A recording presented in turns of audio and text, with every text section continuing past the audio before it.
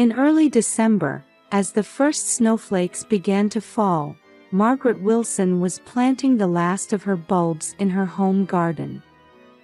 Even at 65, gardening remained her emotional anchor.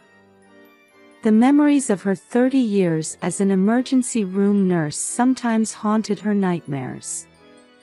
In those moments, the scent of soil and the life force of plants would bring her back to reality. Her house, built in the 1980s, was known throughout the Worthington district for its well-maintained gardens. Come spring, tulips would bloom from the bulbs she was now planting. Since her husband Thomas's sudden death from a heart attack 10 years ago, this garden had become her reason for living. On weekends, neighbors would stop by during their walks, looking forward to Margaret's homemade apple pie. She should have been enjoying a peaceful retirement in this quiet suburban neighborhood of Columbus, Ohio. Grandma.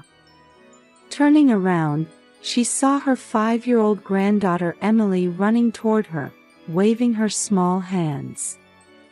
However, something felt wrong. Her usual energetic gait was missing. She seemed to be dragging her feet slightly. "Emily, be careful." Margaret quickly removed her gloves and spread her arms to embrace her granddaughter. Emily obediently jumped into her grandmother's arms, but her body was noticeably lighter than before. For a child conceived after 7 years of fertility treatments, this weight loss was alarming. "Emily, have you been eating your mother's cooking lately?" "Yes, but Mama says I can't get fat." Emily's voice was small and trembling. Margaret tried to gently roll up her granddaughter's long-sleeved shirt, but Emily quickly withdrew her arm. The gesture was identical to that of abused children she had seen countless times in the emergency room. "Does it hurt?" "No. I'm fine." The response was vague, and Emily's eyes remained fixed on the floor. Margaret's intuition, honed by 30 years of experience with countless abuse cases as a nurse, began raising alarm bells. Her son and daughter-in-law's house was a modern townhouse in a new development, just 15 minutes away by car.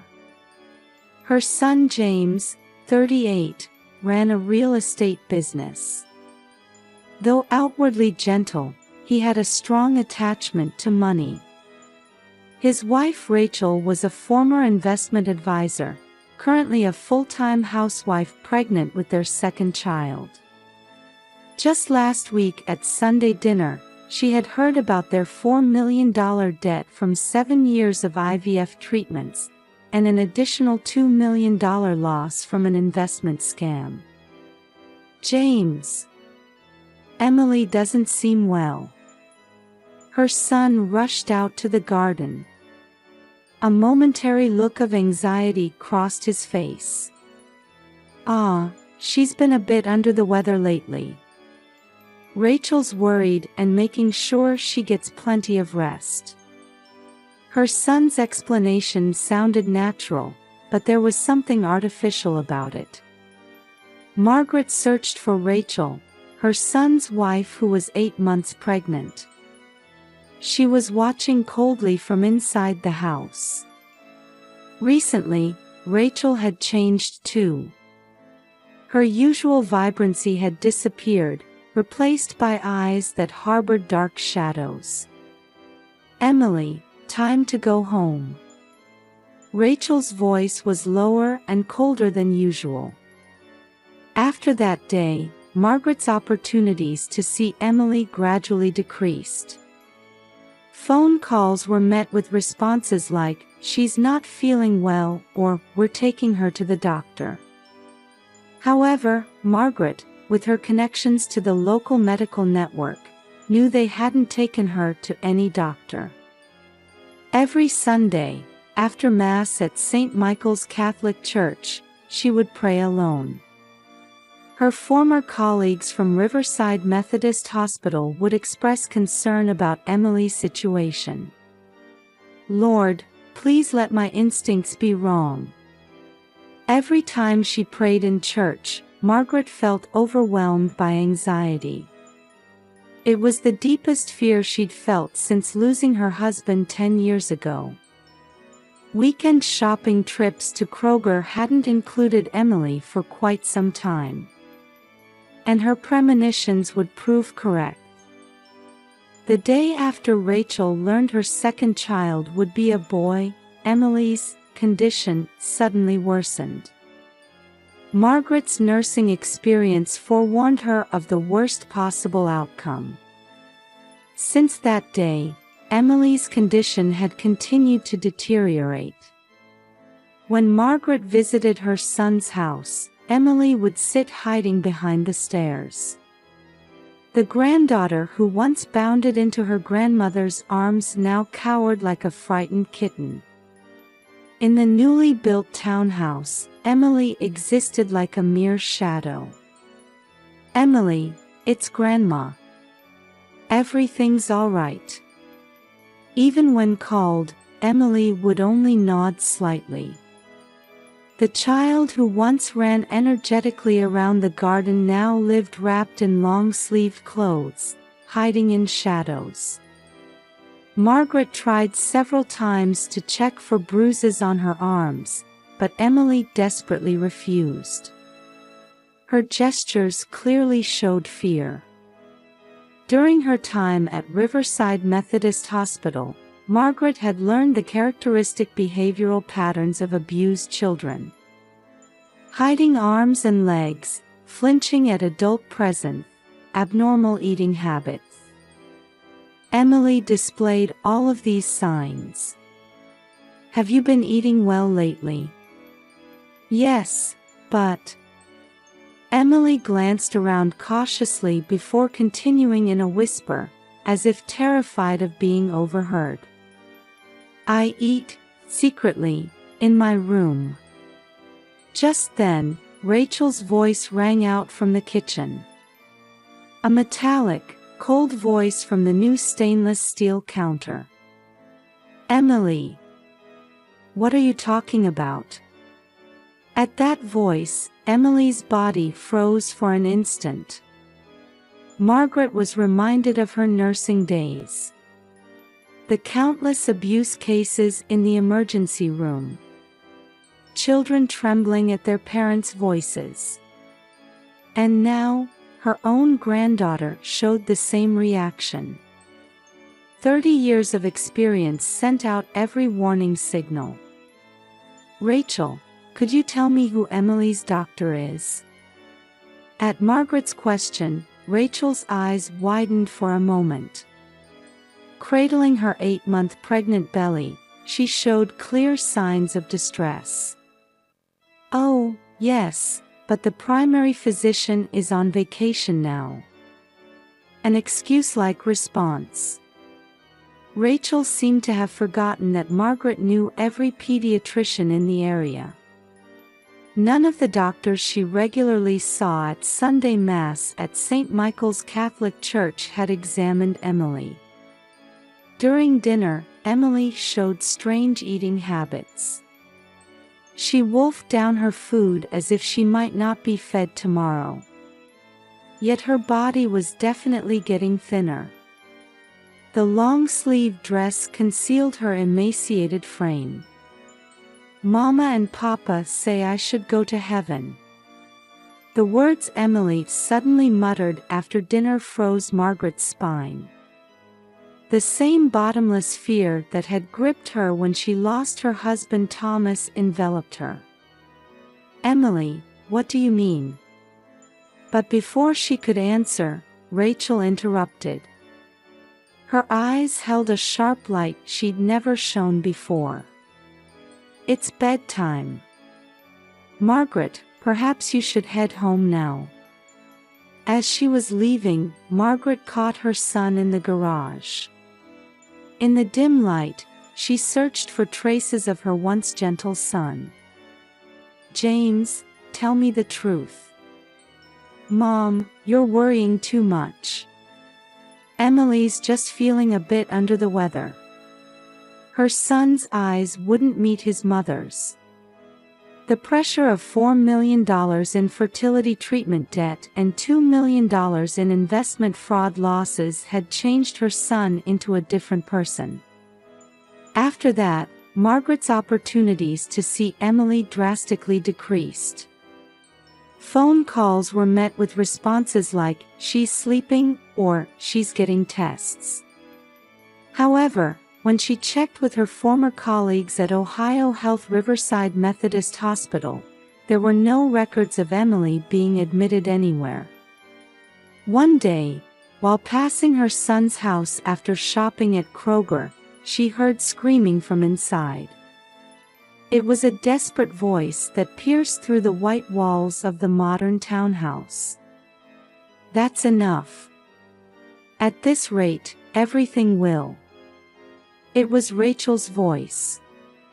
When Margaret approached the entrance, the voice suddenly stopped. Her son opened the door, sweat glistening on his forehead despite the winter cold. "Mom, she's not feeling well right now. But I just heard screaming. Rachel's morning sickness is severe. She's been on edge with this second pregnancy." Her son's explanation was too perfect. From behind him, Emily's crying could be heard. Her voice contained indescribable suffering. The next day, Rachel's prenatal checkup confirmed the second child would be a boy. From that moment, her son and daughter-in-law's attitude completely changed. They claimed Emily's condition had rapidly deteriorated and, without showing any doctor's diagnosis, completely banned visits. "We found a serious genetic disease. There's a risk of infection, so we can't let you see her, Mom." As a medical professional, Margaret felt something was wrong with her son's explanation. What genetic disease could suddenly appear and pose an infection risk? And above all, why wouldn't they show the doctor's diagnosis? Her 30 years of nursing experience saw through all the lies. While praying in church, Margaret had made her decision. If things continued this way, something irreversible would happen. Her years of nursing experience told her so. The same bottomless anxiety that had engulfed her when she lost her husband wrapped around her. And her premonition would prove correct. One morning, with 2 weeks left until Rachel's due date, her son called. His voice on the other end of the receiver sounded hollow, as if coming from far away. "Mom, Emily has died." In that moment, Margaret's world stopped. Outside the window, Ohio's winter wind howled ominously. The 48 hours after hearing of Emily's death passed like a nightmare. Her son and daughter-in-law were rushing the funeral preparations with unusual haste. They said only family would attend. The cause was stated as acute organ failure due to severe infection, and the coffin was to remain strictly sealed. "The body is too damaged to show you, Mom." Margaret countered her son's words with her 30 years of nursing experience. If it was organ failure from infection, there needs to be a report to the health department. "What's the report number? Who was the attending physician?" A moment of silence. Her son's face tensed. "Everything's already been arranged. Mom, please don't worry about unnecessary things." That night, Margaret had a dream. Her husband Thomas appeared, telling her to protect Emily. When she woke up covered in sweat, the full moon cast an eerie light through the kitchen window. The day before the funeral, Rachel suddenly went into labor. 2 weeks earlier than expected. "Mom, can you handle the funeral preparations? We need to get to the hospital." After her son and daughter-in-law left for the hospital by ambulance, Margaret was left alone with the funeral director. The man seemed to want to say something. "Mrs. Wilson, actually." He looked around cautiously before continuing in a low voice. "There are strange sounds coming from the coffin." Margaret's heart nearly stopped. "Sounds? What kind of sounds?" "Like someone moving inside." At that moment, a faint sound could definitely be heard from the coffin. The funeral director left with a pale face. Margaret approached the coffin with trembling hands. In her 30 years as an emergency room nurse, she had seen countless corpses. But never had there been such a terrifying moment. And then she heard it. "Help me, help." A faint but unmistakable voice. Emily's voice. The moment Margaret's hand touched the coffin, she felt a slight vibration from within. As she carefully tried to open the lid, she heard the sound of cloth tape peeling from the inside. And then, Grandma. Emily was bound with chains, and cloth tape covered her mouth. It had slightly peeled off from tears and sweat, allowing her voice to leak out. Though her body seemed groggy from sleeping pills, she was definitely alive. "Emily. It's all right, Grandma's here." Margaret quickly began undoing her granddaughter's restraints. Her efficiency was exactly what she had cultivated in the emergency room. Emily's body was cold, and her pulse was weak, but she was unmistakably alive. "Does it hurt? Do you feel sick anywhere?"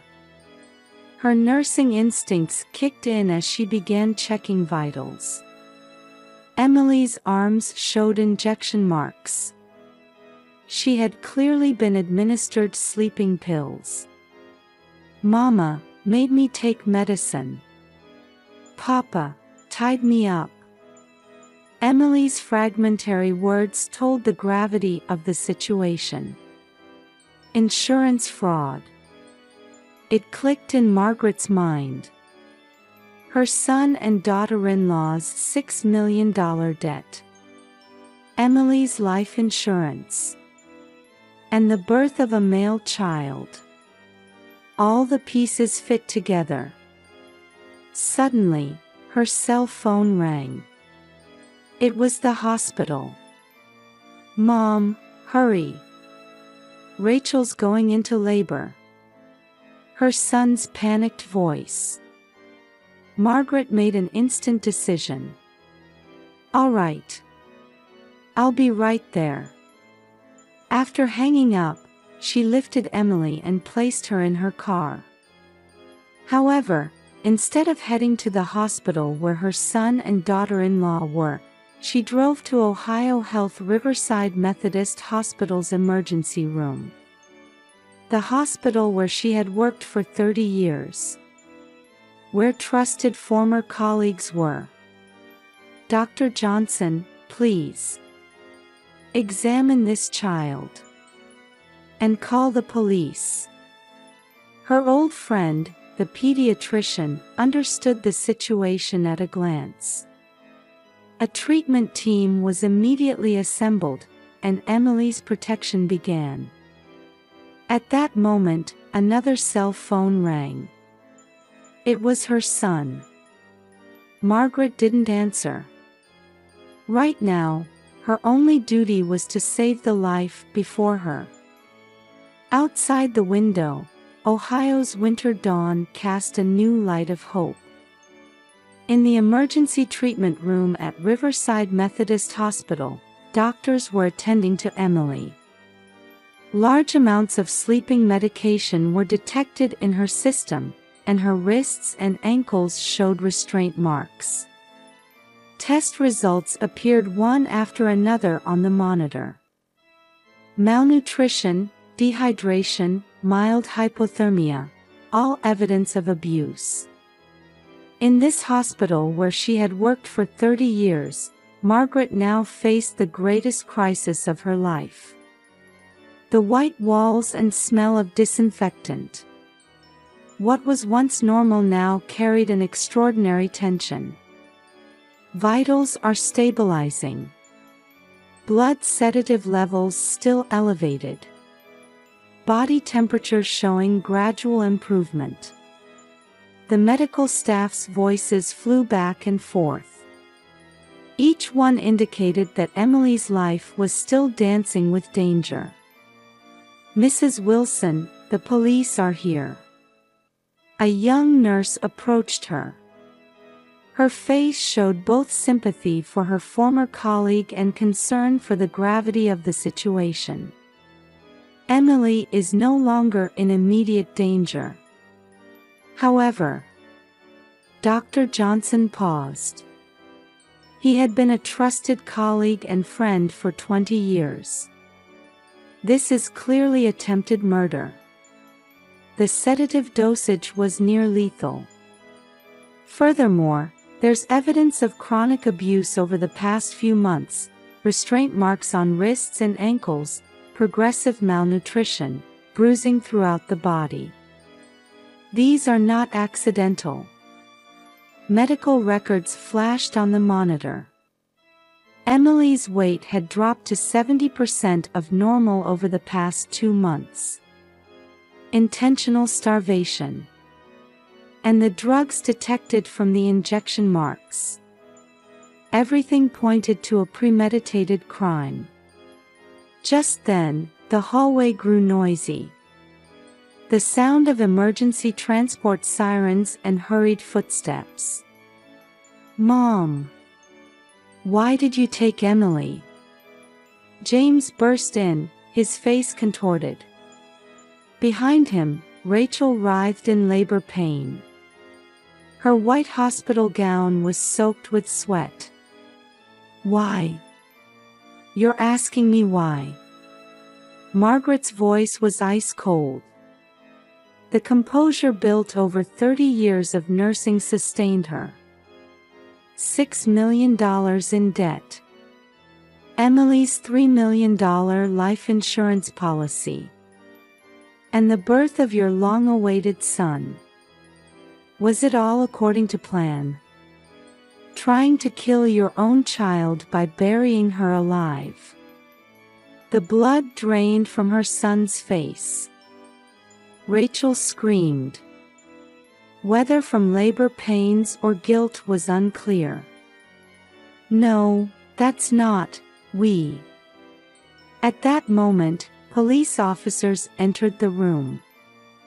The sound of heavy boots echoed in the silent hospital room. "James Wilson, Rachel Wilson. You are under arrest for attempted murder, child abuse, and attempted insurance fraud." Rachel suddenly began screaming hysterically. "We had no choice. The fertility treatment debt, investment fraud, everything was crushing us. If only this child wasn't here, we could have a new life." Her screams echoed throughout the ward. At that moment, she was struck by intense labor pains. "Admit the patient. Prepare the delivery room." The medical team responded swiftly. Rachel to the delivery room. James taken away by police. His back no longer showed any trace of the once proud real estate agent, now just that of a criminal. That night, the truth emerged during interrogation. $4 million for 7 years of fertility treatments. $2 million lost to investment fraud. The desperate couple planned to use Emily's life insurance to pay off their debts. The confirmation that their second child would be a boy pushed them to make their decision. They tried to sacrifice their beloved daughter's life as a ticket to a new life. We started restricting her food 2 months ago. To fake illness, James stated flatly during questioning. His voice now lacked any emotion. Rachel obtained sleeping pills from a former hospital contact.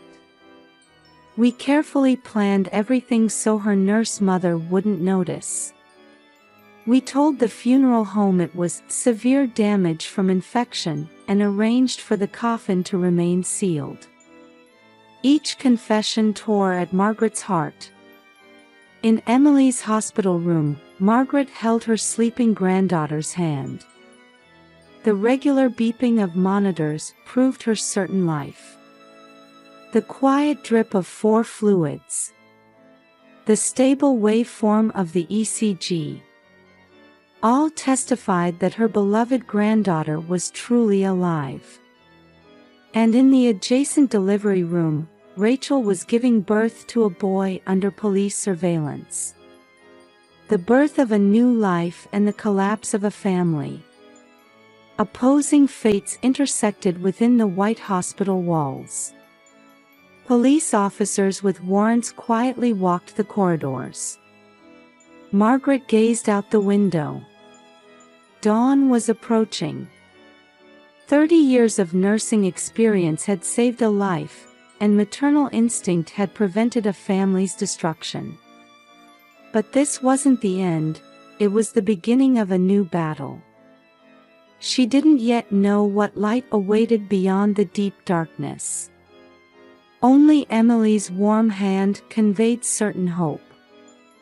3 months after the incident, on a spring morning, tulips bloomed in Margaret's garden from the bulbs planted in winter. Emily was seriously planting seedlings in a small flower bed in one corner of the garden. "Grandma, is this okay?" Her voice showed signs of gradually returning vitality. After the incident, thanks to swift action by Child Protective Services, Margaret had gained custody of Emily. She was also granted custody of her newborn brother. "Yes, that's very good." Next to Emily, 3-month-old Thomas slept peacefully in his stroller. Her grandson, named after her late husband. Here was the shape of their new family. As details of the incident emerged, support from the local community grew. The St. Michael's Catholic Church community promised to fully support the raising of both children. "Mrs. Wilson, is there anything you need?" Neighbors regularly checked in. Former emergency room colleagues would come to help between their shifts. Meanwhile, her son and daughter-in-law's trial continued. They faced heavy sentences for insurance fraud, child abuse, and attempted murder. Particular attention focused on the cruelty of their plan as its details came to light. Gradually weakening her over 2 months, creating the pretext of serious illness. Then sedating her and placing her alive in a coffin. Margaret still trembles hearing the prosecutor's statement. A crime meticulously planned to avoid detection by a mother with medical knowledge. However, there was one flaw in their plan. Emily's strong will to live. The cloth tape gradually lost its adhesion from her tears and sweat. And when the sleeping medication began to wear off, a faint voice leaked out. If she hadn't heard that. Margaret dreaded to think about it. "Grandma, do we have to go to the doctor again?" Weekly counseling. Specialists say Emily's trauma care requires a long-term approach. Nights haunted by nightmares. Sudden panic attacks. However, slowly but surely, signs of recovery were becoming visible. Prompted by the incident, Margaret began working in child abuse prevention. She gives lectures to medical professionals at Riverside Methodist Hospital. 30 years of nursing experience and the experience of saving her own granddaughter. Her words, carrying such weight, moved many hearts. Tragedy is never someone else's problem.